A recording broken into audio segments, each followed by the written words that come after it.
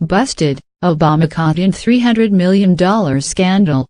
The newest Obama scandal is not just an insult to our military, but a waste of valuable tax dollars and resources.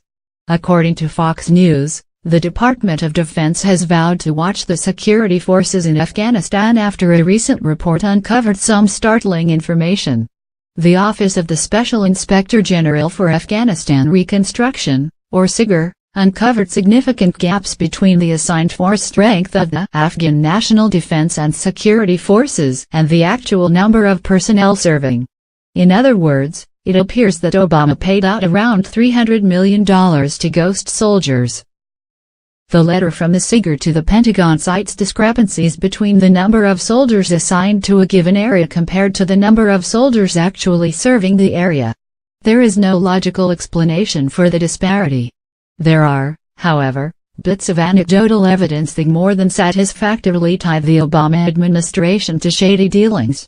News of this statistical anomaly is raising questions as to whether or not the rest of the U.S. government knew of these ghost soldiers at the time of funding. The taxpayers' dollars could have been put to better use here at home.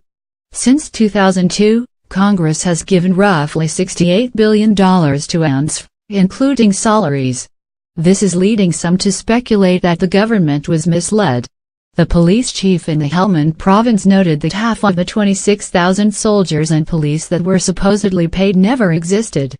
Special Inspector General for Afghanistan Reconstruction John Sopko confirmed, in January 2015 we reported that more than $300 million in annual U.S.-funded salary payments to the Afghan National Police were based on only partially verified or reconciled data, and that there was no assurance that personnel and payroll data were accurate.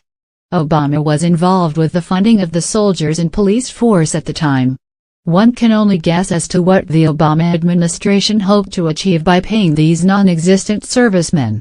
We found similar deficiencies during the course of our April 2015 audit of Afghan National Army personnel and payroll data, Sopko said.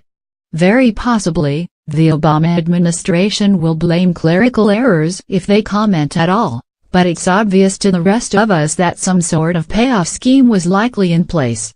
It wouldn't surprise any of us to learn, in good time, that somebody, though not any of our soldiers, benefited from those funds. Have Obama's crimes finally caught up with him? The Department of Defense is tasked with finding out exactly how many Afghan soldiers and police operate in the country. They've concluded that 90% of police, and roughly 70–80% of the military, have all been biometrically enrolled. The investigation will continue. The Pentagon confirmed, stating that, when the initial inventorying is completed in July 2017, DoD and the Afghan Defense Ministry will have a more accurate representation of actual force strength. Obama was funneling tax dollars out of the country that was supposed to be paying for soldiers. Now that we know those soldiers never existed, we must find out where that money went, and why it went there in the first place.